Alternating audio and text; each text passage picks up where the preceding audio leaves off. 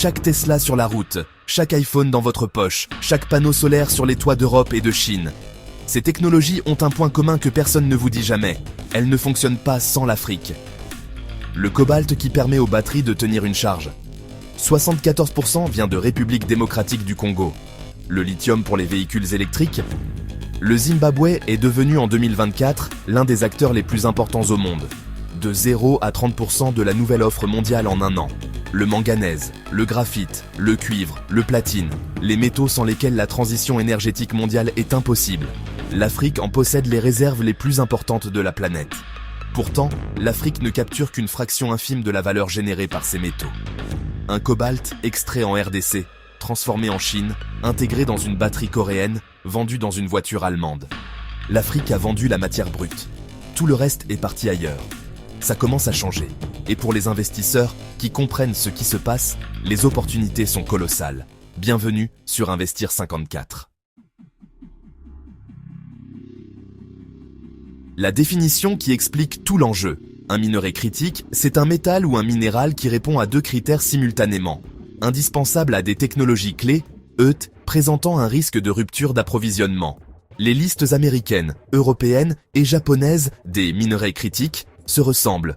Cobalt, lithium, cuivre, manganèse, graphite, terres rares, platine, tungstène, vanadium. Ces métaux sont les briques de base de la transition énergétique. Un véhicule électrique contient entre 70 et 90 kg de cuivre. 3 fois plus qu'un véhicule thermique. Sa batterie contient du lithium, du cobalt, du manganèse, du graphite. Ces moteurs électriques utilisent des terres rares. Son acier haute résistance nécessite du manganèse. La demande future est vertigineuse. Selon le rapport des MCC publié en février 2025, la demande mondiale de lithium, cobalt et nickel pourrait être multipliée par 75 d'ici 2050 par rapport au niveau de 2020.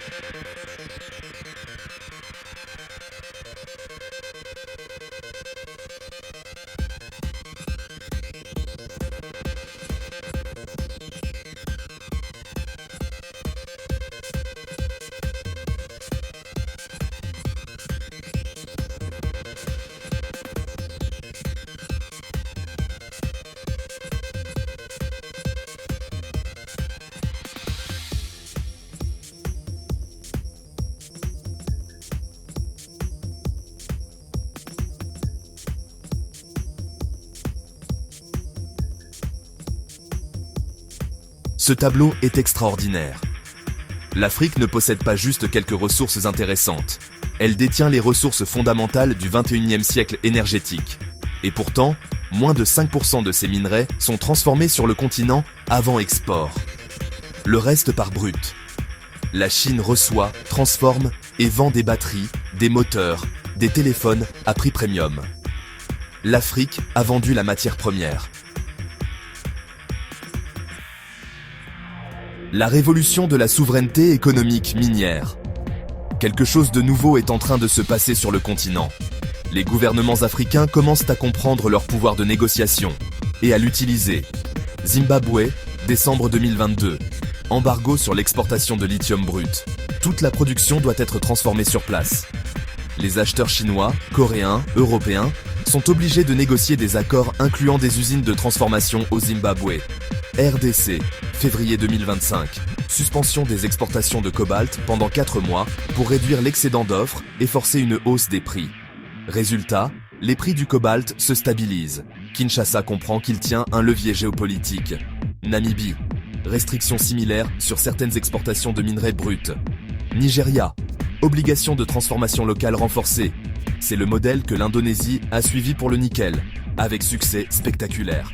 En interdisant l'export de nickel brut, l'Indonésie a forcé les acheteurs japonais et coréens à construire des usines sur son sol. Résultat, des emplois, des transferts de technologie et une valeur ajoutée qui reste dans le pays. L'Afrique est en train d'apprendre cette leçon. Et pour les entreprises qui veulent se positionner en Afrique dans le secteur des minerais, il vaut mieux être du bon côté de cette transformation. La RDC est le cas le plus emblématique et le plus douloureux de l'Afrique minière. 64% du cobalt mondial. Un gisement de lithium à Manono parmi les plus riches au monde. Deuxième réserve mondiale de cuivre, du coltan, nécessaire aux condensateurs électroniques. 60 à 80% des réserves mondiales dans la région du Kivu.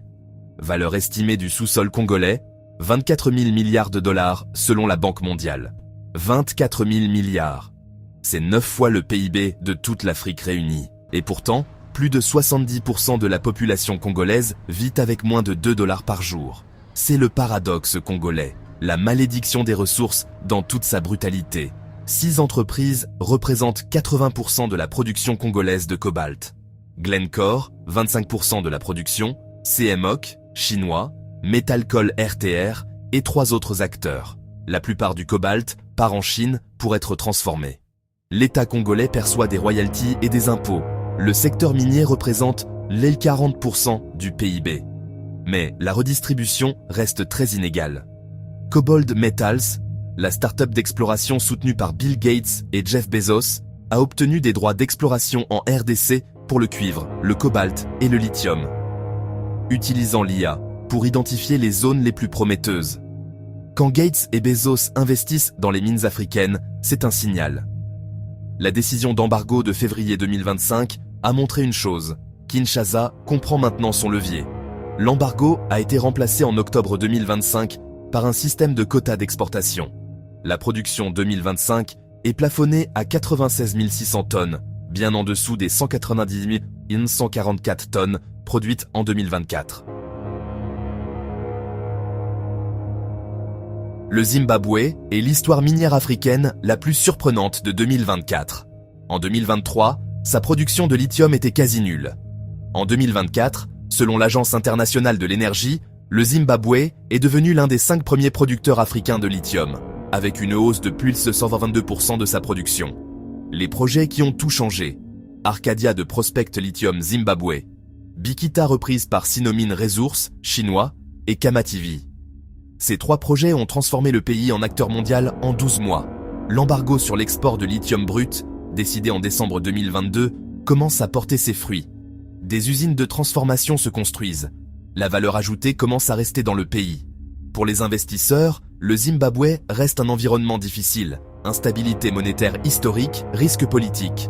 Mais les opportunités dans les services aux mines de lithium, logistique, maintenance, chimie, sont réelles pour les entrepreneurs qui connaissent bien le terrain.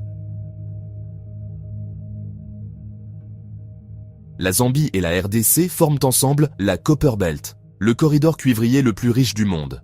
Le cuivre est fondamental pour l'électrification mondiale. 70 à 90 kW par véhicule électrique, plusieurs tonnes par éolienne. Et la demande en cuivre va exploser avec la transition énergétique. Le projet Kamoa-Kakula en RDC, opéré par Ivanhoe Mines avec 39,6%, est présenté comme l'un des plus grands gisements de cuivre au monde avec 3,1 millions de tonnes de cobalt associées. La Zambie est remontée de 5 places dans le classement RMB 2025-26, de la 20e à la 15e position. Restructuration de la dette réussie. 4% de croissance en 2024, portée par les cours élevés du cuivre. Signal positif. Le corridor Lobito, financé par les États-Unis, reliera la Copper Belt au port angolais de Lobito. Infrastructure critique pour l'export du cuivre. Les terrains et entreprises le long de ce corridor sont stratégiques. Le Maroc possède une ressource unique et souvent oubliée dans les discussions sur les minerais critiques. Le phosphate. 70% des réserves mondiales de phosphate sont au Maroc. Le phosphate est l'ingrédient irremplaçable des engrais. Sans engrais, pas d'agriculture intensive. Sans agriculture intensive, le monde ne peut pas nourrir 8 milliards d'humains. L'OCP Group, la compagnie d'État marocaine, est l'un des acteurs les plus puissants de l'industrie mondiale des engrais. Elle vend à l'Inde, au Brésil, à l'Europe, aux États-Unis. Et elle monte en gamme, fertilisants personnalisés, technologies de précision agricole. Pour les investisseurs, l'OCP n'est pas coté en bourse. Mais les entreprises marocaines associées à son écosystème, chimie, logistique, agritech, sont des pistes intéressantes. L'Afrique du Sud possède quelque chose que nul autre pays ne possède. 65% des réserves mondiales de métaux du groupe platine, PGM, platine, palladium, rhodium. Ces métaux sont essentiels pour les pots catalytiques des véhicules, mais surtout pour les piles à hydrogène. La technologie que beaucoup voient comme l'avenir de l'énergie propre après les batteries lithium-ion. Anglo American Platinum, Sibanye Stillwater, Impala Platinum, ces compagnies sont cotées à Johannesburg, JSE, et accessibles aux investisseurs internationaux. Comment se positionner sur les minerais africains? Option 1, compagnies minières internationales cotées, Glencore, Londres, LSE, Glen, Cobalt, Cuivre, RDC, Ivanhoe. Mines, Toronto, TSX, IVN, Cuivre, RDC Kamoa, Anglo American Platinum, Johannesburg, JSE, AMS. Platine Afrique du Sud, Barrick Gold, New York, NYSE, Gold, Or, Mali, Tanzanie. Option 2, ETF thématique, minerais critiques. Des ETF spécialisés existent sur les marchés américains et européens. Global X, Lithium and Battery Tech ETF, LIT. VanEck Rare Earth Strategic Metals ETF, REMX. Exposition diversifiée sans risque concentré sur une seule compagnie. Option 3, compagnie junior africaine, plus risquée, potentiel de multiplication bien plus élevé. Prospect Lithium, Zimbabwe, Sintana Energy, Namibie, Africa Oil. Pour investisseurs qui acceptent la volatilité élevée. Option 4, entrepreneur dans les services miniers. Si vous êtes en Afrique ou voulez y développer une activité, logistique minière, maintenance, catering, services environnementaux, formation professionnelle. Les exigences de contenu local dans les pays miniers créent des obligations légales d'achat auprès d'entreprises locales. Les projections de l'AIE pour l'Afrique. L'Agence internationale de l'énergie estime dans son Global Critical Minerals Outlook 2025 que l'Afrique pourrait capter jusqu'à 50 milliards de dollars d'investissement dans les minerais critiques entre 2024 et 2040. Ces investissements viendront des États-Unis, l'Obito Corridor, PGDM, de l'Europe, Critical Raw Materials Act, du Japon, de la Corée et de la Chine, déjà présentes dans 50% de plus des actifs lithium africains prévus d'ici 2027. C'est une compétition géopolitique pour les ressources africaines. Et cette compétition est une opportunité pour l'Afrique, si ces gouvernements jouent bien leurs cartes. Les pays qui offriront les meilleurs cadres réglementaires, une bonne infrastructure et des engagements forts sur le contenu local capteront la plus grande part de ces 50 milliards. L'Afrique ne vend pas juste des matières premières. L'Afrique détient les clés du futur énergétique mondial. 74% du cobalt mondial, 70% du phosphate, 75% du platine, 30% du nouveau lithium mondial. Ce ne sont pas des chiffres abstraits, ce sont les fondations physiques de l'économie verte du XXIe siècle. La transition s'opère. Zimbabwe, RDC, Namibie commencent à exiger de la transformation locale. Les gouvernements comprennent leur pouvoir.